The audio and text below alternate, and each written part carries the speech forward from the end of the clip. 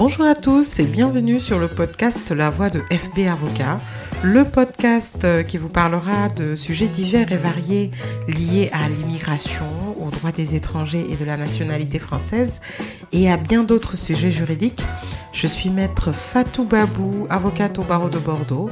Je suis une passionnée de droits des étrangers et mon objectif est de partager avec vous mes expériences quotidiennes, mes avis et mes conseils. Aujourd'hui, je vais vous parler des ressortissants algériens en France et de la réglementation du séjour des Algériens. Alors, les ressortissants algériens sont des étrangers qui bénéficient d'une réglementation particulière, à savoir le droit au séjour des ressortissants algériens est régi par l'accord franco-algérien de 1968, donc faisant partie des accords d'Évian, et qui donne certains privilèges aux ressortissants algériens par rapport à aux autres ressortissants.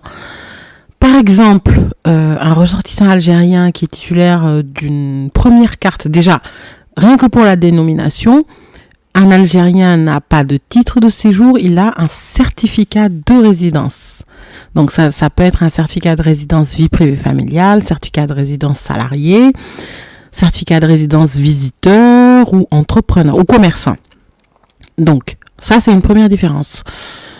D'autres particularités, c'est que par exemple dans le cas où un Algérien bénéficierait d'une carte, par exemple d'un certificat de résidence vie privée familiale en sa qualité de conjoint français, pour le renouvellement, il bénéficie de plein droit de la carte du certificat de résidence d'une durée de 10 ans.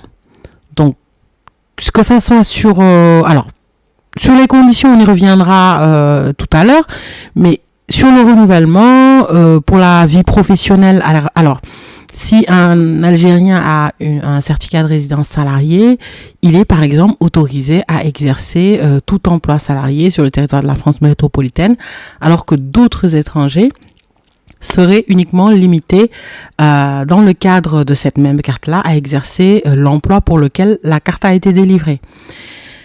Donc, certificat de résidence 10 ans facilement accessible, plus grande large applicabilité, on va dire des titres de séjour, sont des privilèges qu'ont les Algériens.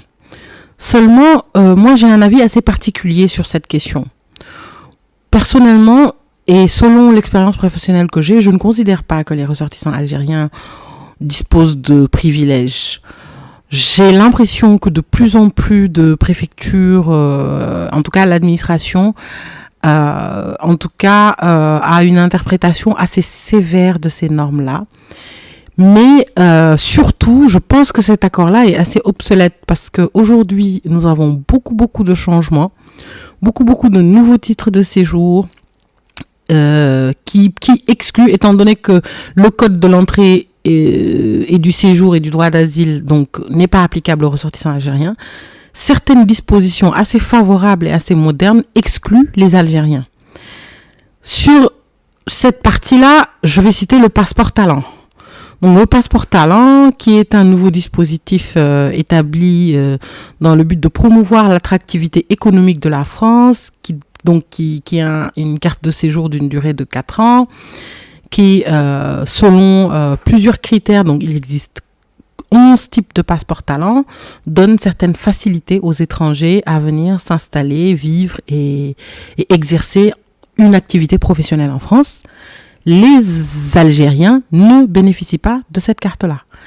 Également, ils ont une durée de travail, par exemple pour les étudiants algériens, au lieu de 964 heures, donc 60% de temps de travail réglementaire, les étudiants algériens ne peuvent travailler que 50% et ils doivent systématiquement solliciter une autorisation de travail. Ça, c'est déjà le premier inconvénient que je constate au quotidien concernant les Algériens. Deuxièmement, les préfectures sont vraiment de plus en plus sévères. Et ça, particulièrement pour l'admission exceptionnelle au séjour des Algériens, la régularisation. Sincèrement, pour 2 dossiers identiques d'un ressortissant marocain, tunisien et d'un ressortissant algérien, j'ai des décisions totalement différentes. Par exemple, je peux voir un ressortissant algérien qui est en France avec sa famille, c'est un cas que j'ai eu, avec son épouse, ses 3 enfants scolarisés depuis 5 ans, le ressortissant lui-même qui est en France depuis 7 ans, qui travaille donc depuis 5 ans, donc justifie de bulletin de paie, qui se voit refuser le titre de séjour au titre de l'admission exceptionnelle au séjour, donc de la régularisation, et cette décision est confirmée par le tribunal administratif. Pour un même dossier, par exemple, si je prends le cas d'un ressortissant marocain, dans cette même situation, étant donné que le ressortissant marocain, lui, peut bénéficier de l'admission exceptionnelle au séjour, donc dans le cadre du CESDA, lui, son dossier est accepté. Ça, c'est un constat personnel que je fais. C'est également, personnellement, quand je reçois des ressortissants algériens qui demandent l'admission exceptionnelle au séjour, selon les préfectures dans lesquelles je dois déposer la demande, je sais plus ou moins si elles seront acceptées ou refusées, parce que bien entendu, sur ces questions-là, les préfectures ont des pratiques différentes, mais de plus en plus de préfectures sont assez sévères et appliquent rigoureusement les accords franco-algériens, et donc privent les ressortissants algériens de l'admission exceptionnelle au séjour. Vous avez entendu donc les récentes annonces du gouvernement visant à limiter le nombre de délivrances de visas. C'est également un très très grand problème. Moi, j'ai beaucoup de clientes qui sont françaises et qui sont mariées à des ressortissants algériens qui, depuis 2 ans, se trouvent séparés de leur conjoint parce qu'il y a eu refus de visa, refus si c'est des personnes étrangères avec un titre de séjour, refus de regroupement familial. Donc, cette histoire de réduction des visas, certes, ça vient aggraver la situation, mais particulièrement pour les ressortissants algériens, c'était très compliqué. Moi, c'est des choses que j'ai vécues, et je suis particulièrement touchée parce que j'ai le cas de 2 chefs d'entreprise algériens.